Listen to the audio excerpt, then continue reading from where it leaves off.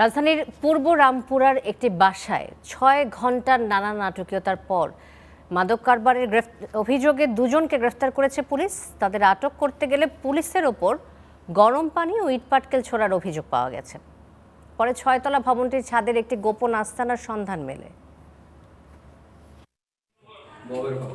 এ অভিযান ভূমিকম্প বা আগুনে আটকে পড়া ব্যক্তিকে উদ্ধারে নয়, বিশেষ কায়দায় লুকিয়ে থাকা মাদক ব্যবসায়ীকে ধরতে নেওয়া হয়েছে ফায়ার সার্ভিসের সহায়তা।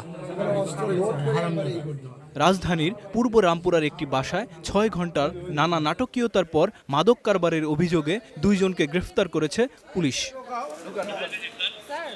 অভিযানের সময় পুলিশের উপর গরম পানি ও ইটপাটকেল নিক্ষেপ করা হয়। পরে ভবনটির ৬ তলার ছাদের উপর একটি গোপন আস্তানার সন্ধান পায় পুলিশ। ৫ তলার উপরে ৬ তলায় গিয়ে ছাদের দরজা বন্ধ করে দেয়। এখান থেকে আর আমরা তার কাছে পৌঁছাইতে পারি নাই। পরবর্তীতে সে ওইখান থেকে আমাদের উপর বিভিন্ন ইটপাটকেল বা দেশীয় অস্ত্র দ্বারা গরম পানি এবং দেশীয় অস্ত্র দ্বারা আমাদের উপর আক্রমণ করার চেষ্টা করে। গোপন ওই আস্তানা থেকে মাদক জব্দ করতে ফায়ার সার্ভিসের সহযোগিতা নেয় পুলিশ। অবশেষে নাটকীয়তা ও শ্বাসরুদ্ধ অভিযানে আসামিদের গ্রেফতার করতে সক্ষম হয় পুলিশ। ৫ তলা থেকে ৬ তলা ছাদে যাইতে বাধাপ্রাপ্ত হয়। সেখানে একটি লোহার দরজা, কোনোভাবেই সেই দরজা খোলা যাচ্ছিল না। পরবর্তীতে ফায়ার সার্ভিসকে সংবাদ প্রদান করে ফায়ার সার্ভিসের সহায়তায় দরজা ভেঙে ছাদের উপর থেকে দুইজনকে আটক করা হয়।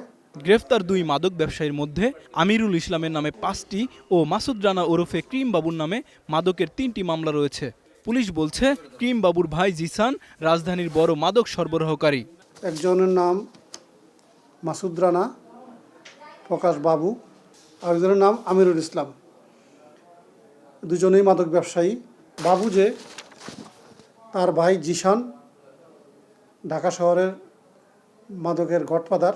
অভিযানে ইয়াবা, গাঁজা, ১১টি মোবাইল ফোন, দেশীয় অস্ত্র ও মাদক বিক্রির প্রায় ৫০,০০০ টাকাও জব্দ করেছে police.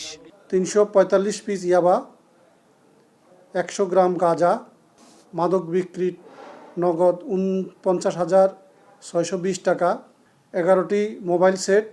আইমন Sajid, Star News, Dhaka.